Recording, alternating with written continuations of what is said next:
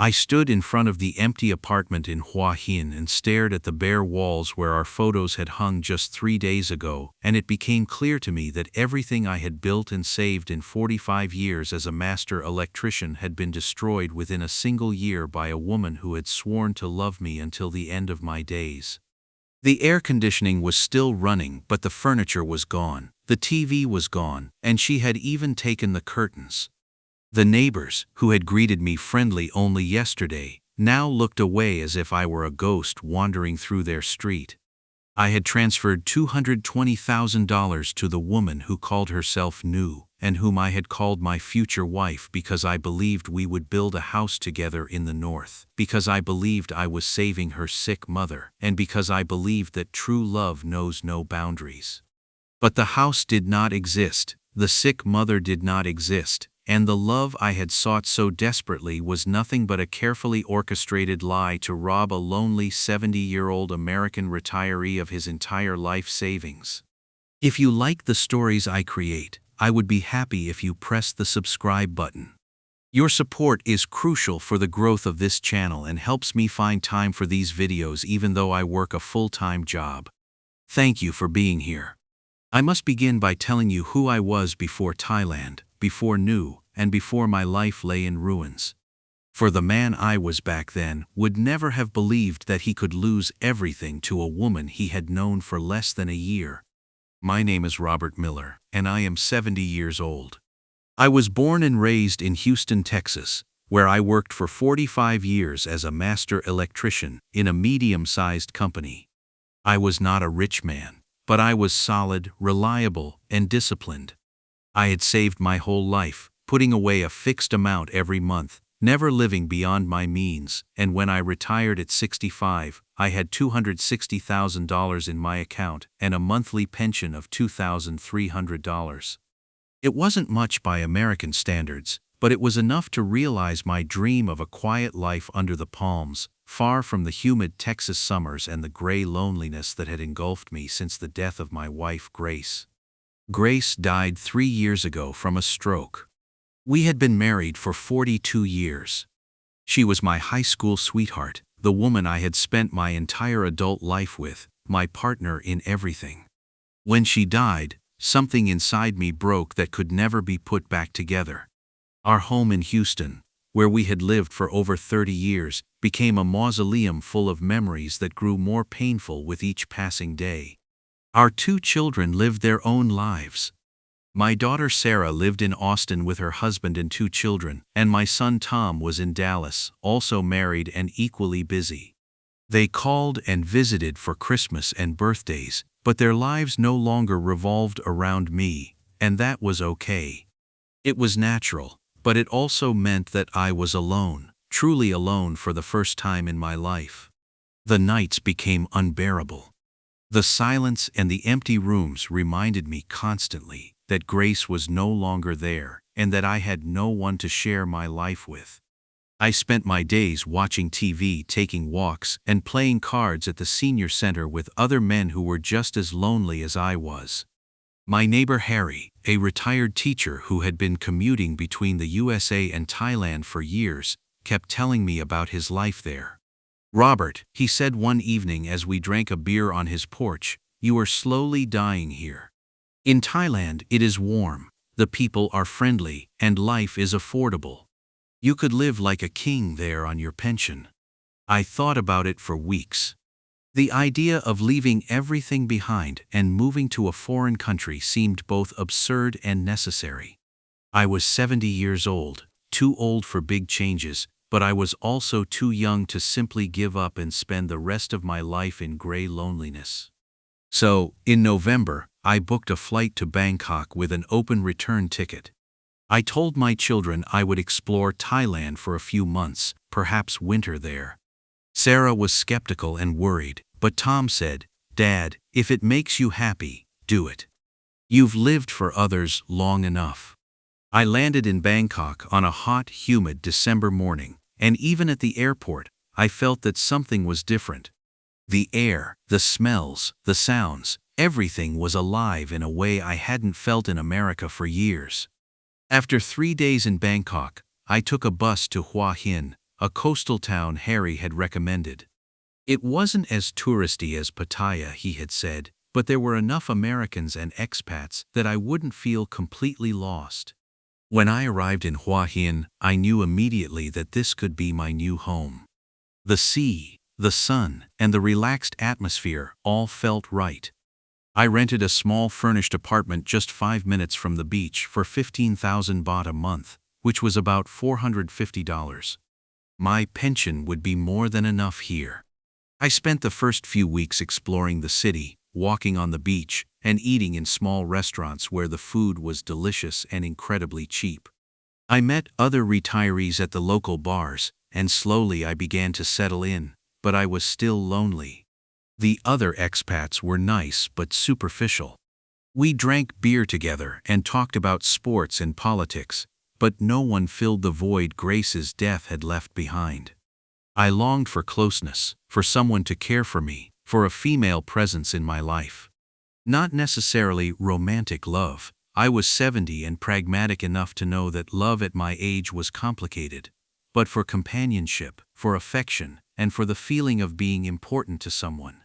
And it was exactly this longing that made me vulnerable. It was early February, and I was sitting in my apartment on a Saturday evening, scrolling through Facebook on my tablet, something I had only recently taught myself. I came across a group called Thai-American Friendship and Culture. The group had over 10,000 members, mainly Americans living in Thailand or interested in the country, and Thai people learning English. I joined the group and began reading posts. People shared photos of temples and asked questions about visas and restaurants. It felt warm and inviting. Then I saw a post from a woman named Super Porn Kitty. She had posted a photo of a Thai dish and written in English, "Today I cooked some tum. Who among you knows this dish? It has been my favorite since childhood. I love cooking for others." Her English was not perfect, but it was understandable and charming. I looked at her profile. She was 36, lived in Chiang Mai in northern Thailand, and in her photos she looked natural and friendly. No heavy makeup, no provocative posing, just a normal, pretty Thai woman with a warm smile. I commented on her post, "That looks very delicious." I've been living in Hua Hin for a few months now, and am trying to understand Thai cuisine. It's not always easy for an old American. Within an hour she replied, "Oh, an American in Hua Hin. It is very beautiful there. How do you like it? If you have questions about Thai food, I am happy to help." We began chatting in the comments, and after a few days she sent me a friend request and suggested we write on Messenger. "It's easier than in the group," she wrote with a smiling emoji. We wrote daily. She told me about her life in Chiang Mai, that she worked as a nurse in a small hospital, and that she cared for her sick mother who had diabetes and heart problems. She told me she had never been married because she had dedicated all her time to her family. "Most men here only want young women who have no responsibilities," she wrote. "But family is the most important thing to me. I could never leave my mother behind."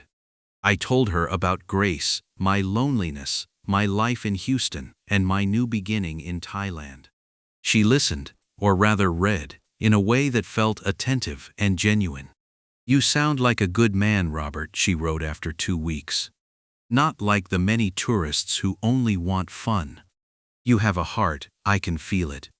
These words touched me more deeply than I wanted to admit.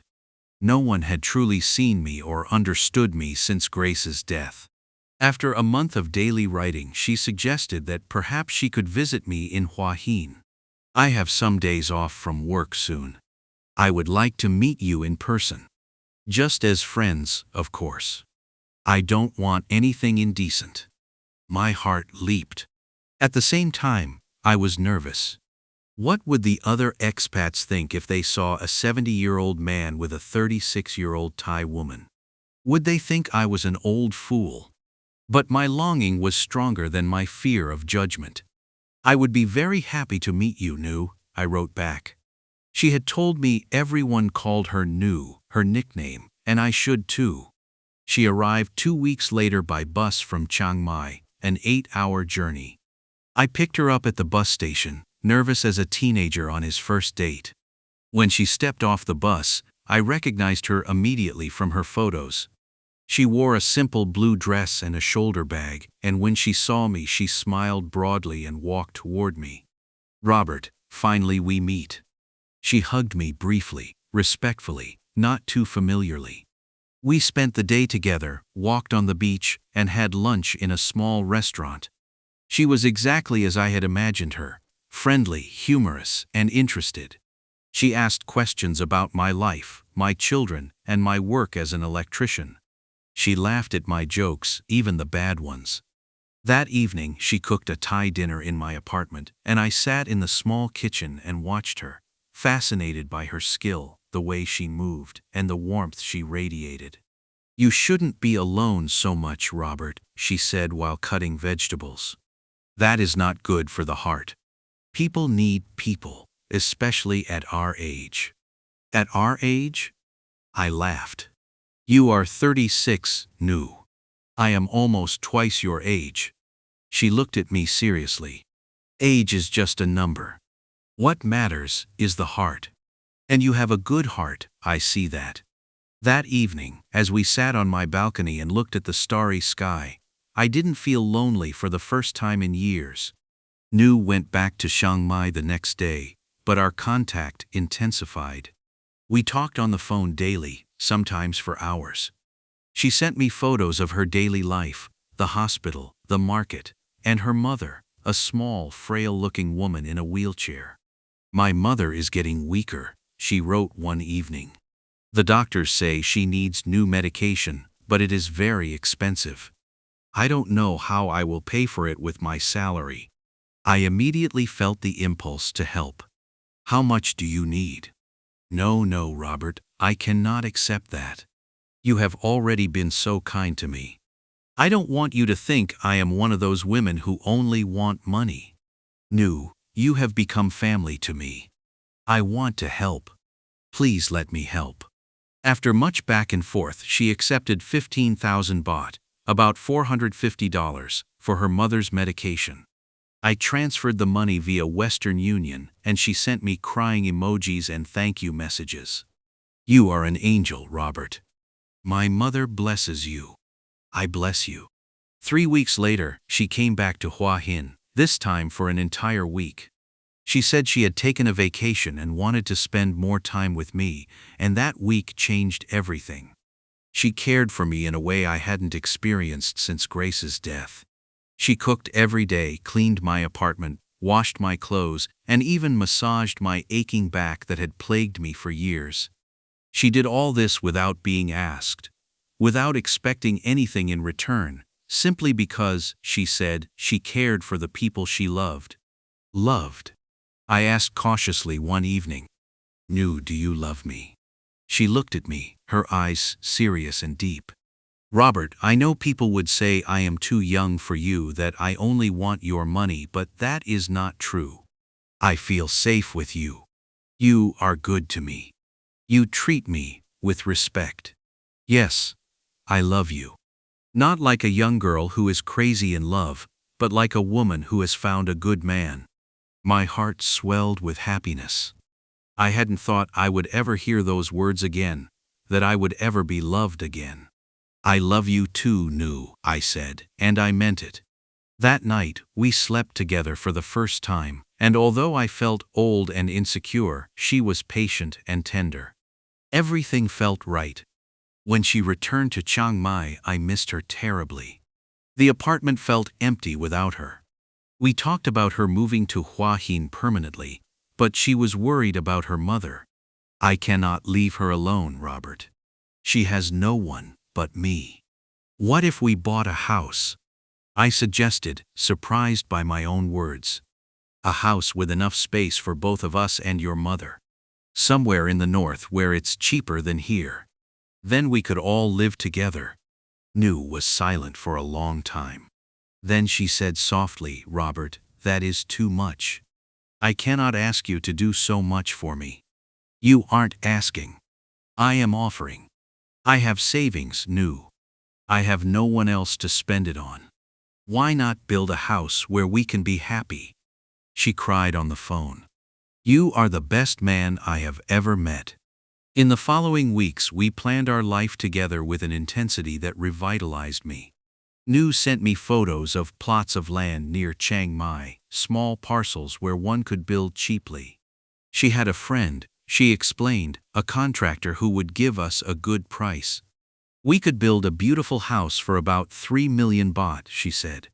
That's about $90,000, with a garden for vegetables, a room for my mother, and enough space for both of us. And because I am Thai, the land can be in my name. It's not possible for foreigners to own land. But we are family, right? I hesitated briefly. I had read that foreigners should be careful with real estate in Thailand. But Nu wasn't just any woman. She was the woman I loved, who cared for me, who had changed my life. Of course we are family, I said. We found a plot, and Nu showed me photos and videos. It was outside of Chiang Mai, surrounded by rice fields, peaceful and beautiful. The contractor, a man named Samsai, Nu's cousin, sent me construction plans and cost estimates, all in Thai with English translations. I transferred the first installment, $90,000, for the land purchase and the start of construction. It was a large part of my savings, but I saw it as an investment in our shared future. Nu sent me regular updates, photos of the construction progress, and videos of the foundation and the walls being raised. Everything seemed to be going well, but then the problem started. Robert, I am so sorry, she said one evening, crying on the phone. The contractor says material costs have risen. Steel and cement have become much more expensive because of the pandemic aftermath.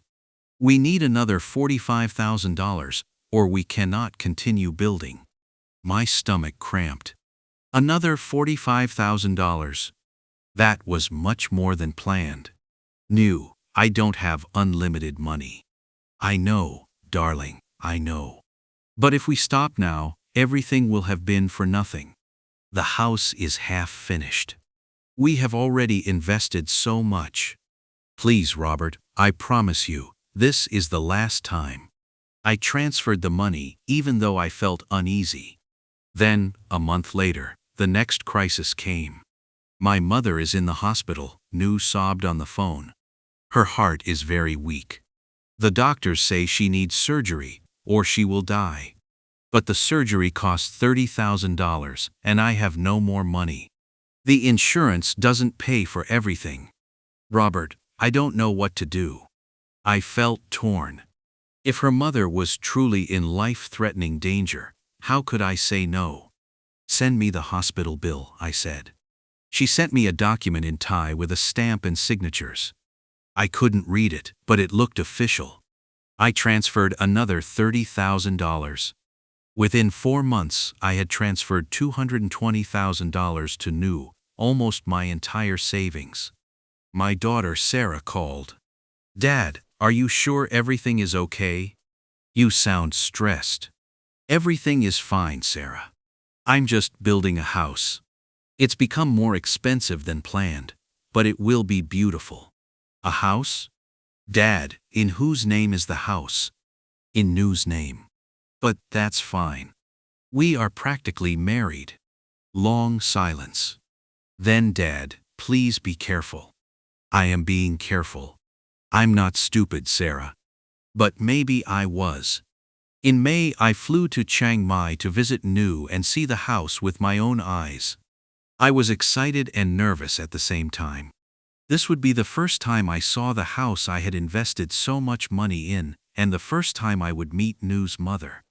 Nu picked me up at the airport, and we drove through the countryside in a rented car. She was nervous, talked a lot, and explained that the house wasn't quite finished yet and that small things were still missing.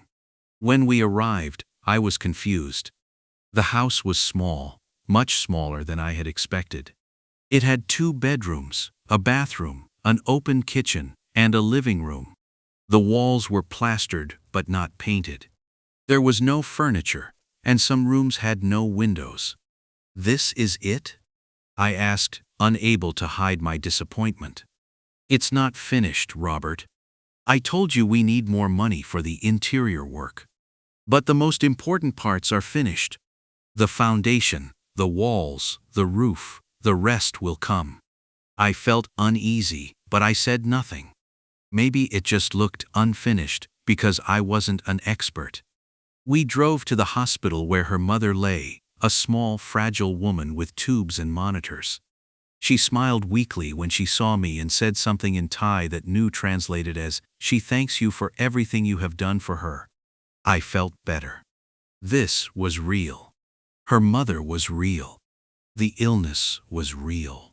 When can she go home? I asked. In 2 weeks when she recovers, then we can all live together in the house.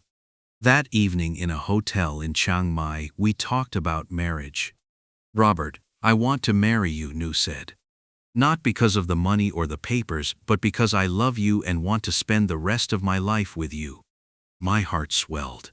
I want to marry you too, Nu. We kissed, and in that moment, I believed everything would be fine. But then everything changed. 3 weeks after my return to Hua Hin, I had severe chest pains. I went to the hospital, and the doctors diagnosed angina. My heart was weak. They advised me to have a small operation to insert a stent. I called Nu. Darling, I have to have surgery. Can you come? Oh, Robert, of course. I will come to Hua Hin immediately. Wait for me. She arrived the next day, cared for me, accompanied me to the hospital, and held my hand before the operation. I love you, I said before the anesthesia took effect. I love you too, Robert, forever. The operation went well, and I had to stay in the hospital for 3 days for observation. Nu visited me every day, brought me food, and sat by my bed. On the 4th day, I was discharged. Nu helped me into a taxi, and we drove to my apartment.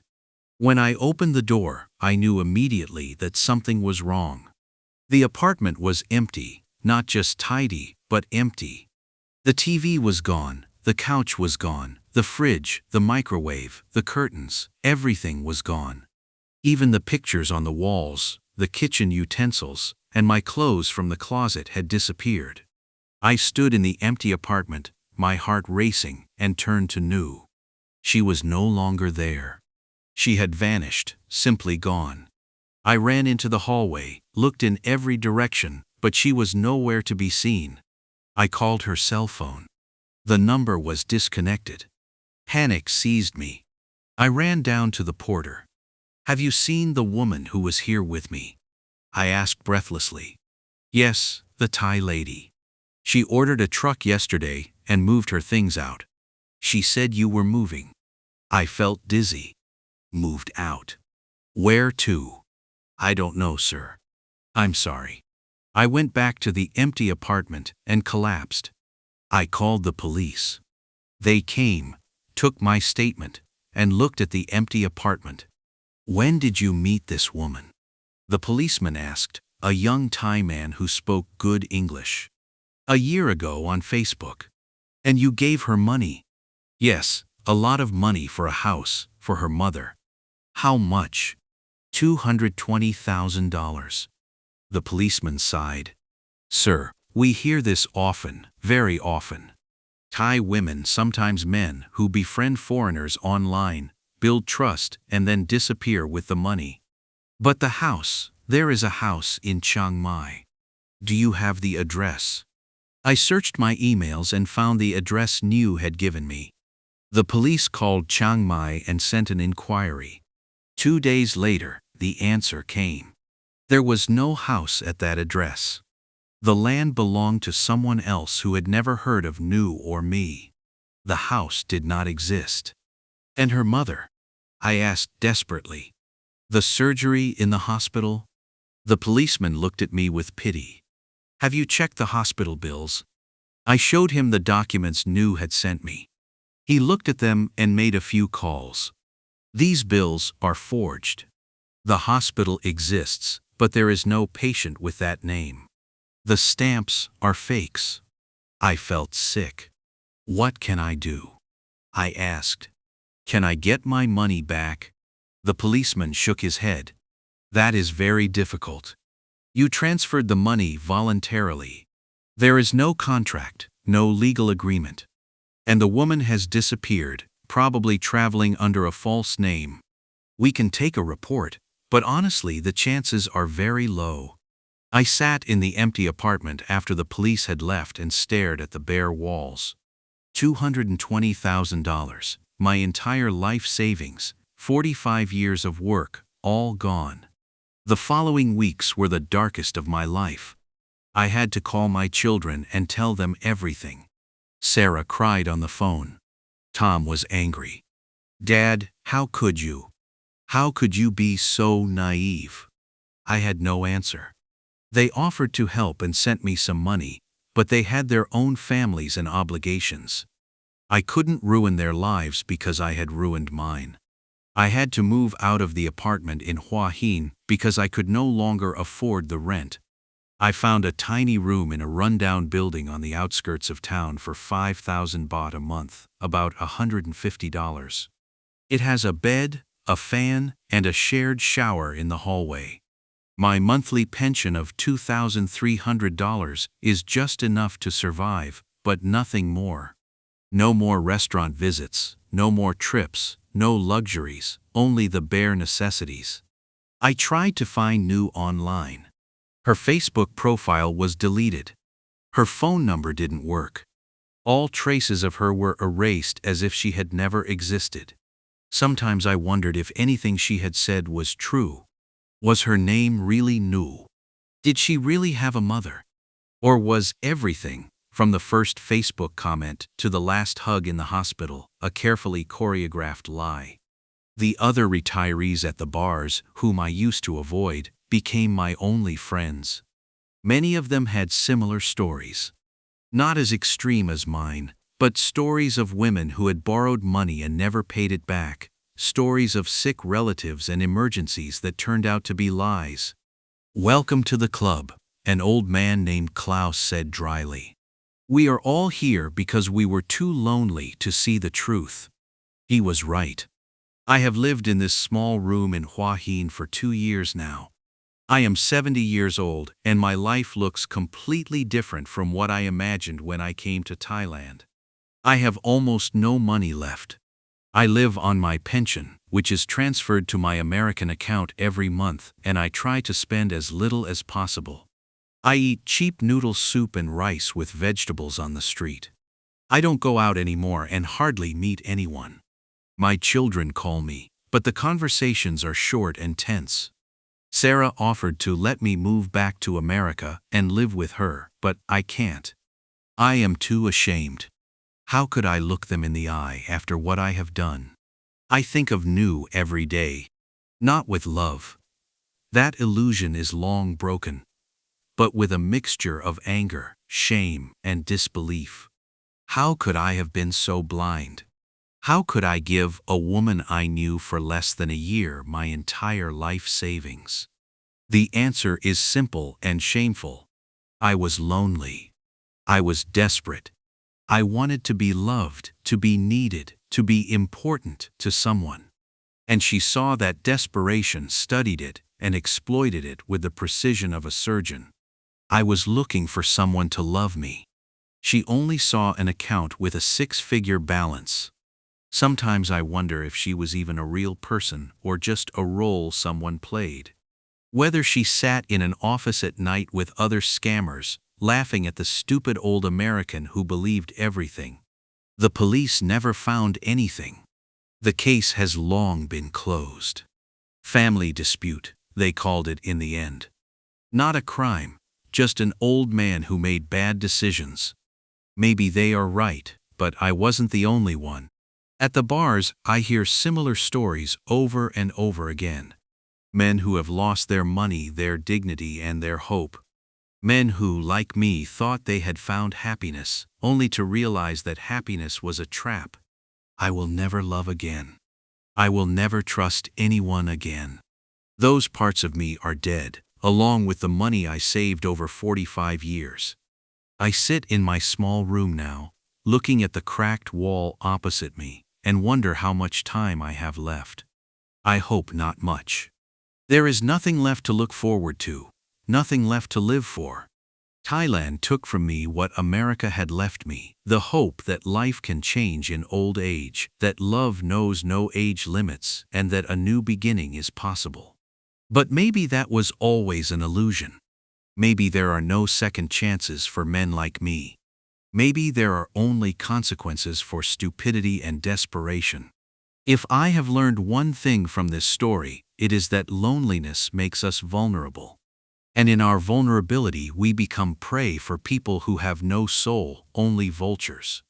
If this story touched you, or if you know someone who should hear it, I would be happy if you subscribe to this channel. These stories are real, they are painful, and they happen every day to good people who just wanted to be loved. Your support helps me document these cases and hopefully keep others from falling into the same traps. Thank you for listening to Robert Miller's story. Thank you for being here.